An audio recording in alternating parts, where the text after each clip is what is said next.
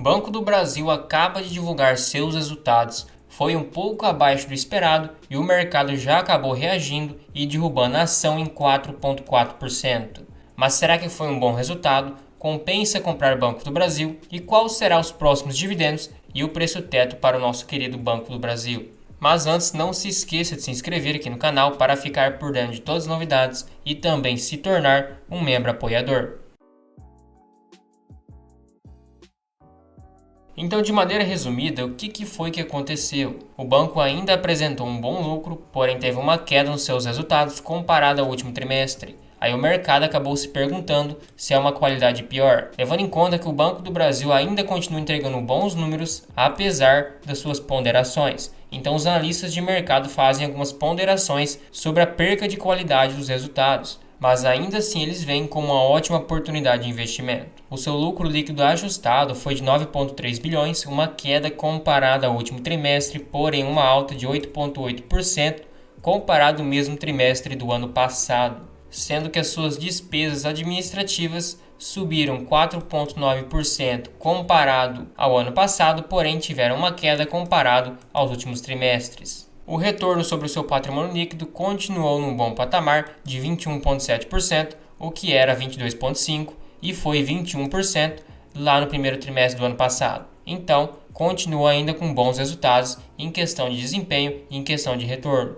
Suas despesas administrativas e também pessoais acabaram caindo, porém o que levou junto também foi seu índice de eficiência, que também acabou reduzindo para 25,9 pontos, o que era 27,1 e uma queda desde o primeiro trimestre. Sua carteira de crédito também teve uma leve alta, um crescimento de 10,2% em comparação aos últimos 12 meses, porém um crescimento menor do que em dezembro de 2023, no caso quarto trimestre, e também que em março de 2023. Obviamente que quando chega num certo patamar que é tão alto, que não tem mais como crescer na mesma taxa de antes, vai ser um crescimento mais tímido, sendo que 55 bilhões dessa carteira de crédito está destinado à parte externa, ao agronegócio 373 bilhões, então o seu carro-chefe, 317 bilhões pessoas físicas e pessoas jurídicas 393 bilhões, até mais do que o agronegócio, porém uma parte quase igual. O índice de inadimplência em 90 dias acabou também tendo uma queda, está em 3,2%, então também um ponto positivo. E de acordo com suas projeções, para sua carteira de crédito era um crescimento entre 8% a 12%, acabou ficando dentro do esperado, pessoas físicas abaixo do esperado, empresas abaixo do esperado, agronegócio acima do esperado, carteira sustentável também acima do esperado, margem financeira também acima, as suas provisões para devedores duvidosos é entre 30 a 27 bilhões, precisamos ver quanto que vai acabar o ano, mas se multiplicarmos 8,5 bilhão por 4 trimestres, passaria dessa projeção. Sua receita com prestação de serviços também ficou abaixo, despesas administrativas subiu menos, então um ponto positivo, e o seu lucro líquido está dentro do esperado também. Para calcular o preço teto de uma maneira bem rápida, é só pegar 9,3 bilhões e estipular para os 4 trimestres. Chegaria em 37,2 bilhões de lucro, ficaria entre o mínimo esperado. Claro que um trimestre pode vir melhor, o outro pior, então fica muito difícil estipular. Podemos dizer que o mínimo esperado é, entre aspas, bem considerável de acontecer, até porque o próprio banco já estipulou. Se você chutar com o mínimo possível, você garante uma margem de segurança maior porque o dividendo esperado vai ser menor. Sendo assim, você fica mais criterioso com o banco e é possível se surpreender com resultados positivos. Então, atualizando a planilha de preço teto aqui do canal, de 38 bilhões de lucro projetado para 37,2 bilhões. Chegaríamos a um dividendo para 2024 de 2,92. Querendo no mínimo 10% para comprar o banco, preço teto de 29,21, no preço atual de hoje de 27, teria 7% de margem de segurança. De fato, o banco ainda continua muito atrativo, mas levando em conta que esse dividendo por ação não considera aqueles 15% de imposto sobre o juro sobre capital próprio, mas no longo prazo acaba sendo benéfico para a empresa e mesmo que você receba um dividendo menor por agora, se você quer ser um sócio de longo prazo, é positivo para você. Então, segundo o preço teto, ainda estaria atrativo. Levando em conta que estou estipulando 10% de yield, é importante ser bem criterioso por ser um banco que paga um dividendo alto, não tem tanto potencial de crescimento como uma small cap e mesmo assim está com payout de 45%. Se ele aumentar seu payout para 50%, pode pagar um dividendo bem maior, mesmo que ele não tenha um lucro maior do que deste ano, simplesmente aumentando o payout, o dividendo será maior. O que também já é o esperado para 2025, o próprio CEO do banco já acabou comentando, assim como o aumento de payout que tivemos para 45%, que antes era 40%. E calculando o PL ajustado para o banco, com base no lucro de 37,2 bilhões, é bem fácil. Você pega esse lucro projetado,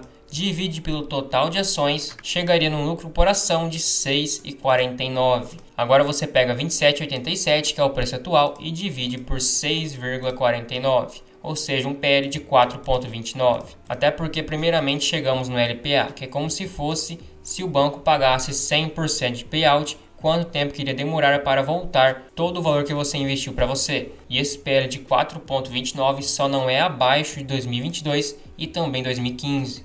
O restante dos anos é bem abaixo e inclusive abaixo da sua média, então o banco ainda está atrativo. Outro ponto é que o ROI do banco ficou em 4,59% agora no primeiro trimestre. 4,59 multiplicado por 4 trimestres, um ROI de 18%. Então um ROI bem similar ao que temos hoje, porém, comparado aos últimos anos que chegou a 20%, é uma leve queda, mas ainda assim é um ROI excelente acima da sua média. Está entregando um lucro máximo histórico, uma eficiência acima da média e a cotação não subiu na mesma proporção. Tanto é que o crescimento de lucros médio está em 12% ao ano, ou seja, está com um crescimento muito alto. Ele está com a margem líquida ainda fenomenal de 12%, é quase o dobro do Bradesco, por exemplo, e ainda assim um payout de 45%, podendo aumentar para 50% em 2025, acarretando um dividendo maior sem ter um lucro maior. Outro ponto é na questão do seu lucro líquido com sua cotação. Acabaram se igualando, então hoje não teria uma assimetria de mercado tão grande, mas ainda assim, entre aspas, valeria a pena, já que você não estaria pagando um ágio sobre o ativo,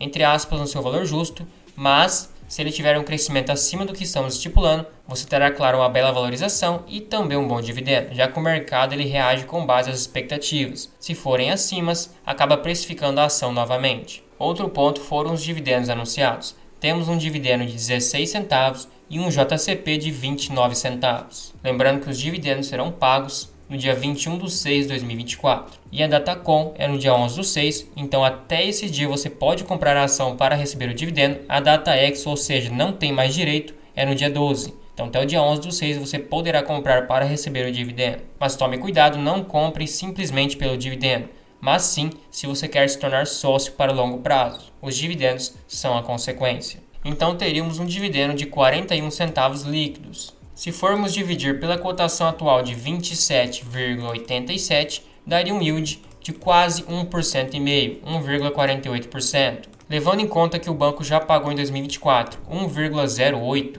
e nossa expectativa de dividendo é por volta de 2,90, 2,95, é bem fácil de calcular quanto que resta pagar ainda. Mas um adendo que esse dividendo no mês 2 foi referente a 2023. É o que o banco sempre faz.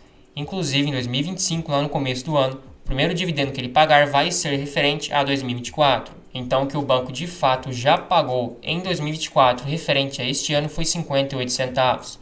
Como o nosso dividendo projetado é 2,92, é só subtrair um pelo outro. Teríamos ainda 2,34 de dividendos restantes, mas teremos um pagamento lá no começo de 2025 referente a este ano para finalizar esse total que estamos estipulando. E atualmente, Banco do Brasil, eu tenho 119 ações, é a penúltima posição da minha carteira, eu tenho um preço médio de 25,17, daria aproximadamente R$50 na cotação anterior. Um dividendo de 0,41 dividido por 25,17 daria um yield on cost de 1,6%, um pouquinho maior do que o preço atual por causa do meu preço médio que é melhor. Ainda assim é um ótimo dividendo no longo prazo, levando em conta que não é só isso que representa o banco. Como ele tem um payout mais baixo, ele consegue ainda ter um bom crescimento, seja nas cotações ou no seu lucro, e ainda assim continuar pagando um bom dividendo. Ao meu ver, está muito atrativo, vale muito a pena ainda, lembrando que não é recomendação de investimento, isso é o que vale para a minha estratégia e para a minha carteira. Também não se esqueça de se tornar um membro apoiador aqui no canal, você recebe selos de fidelidade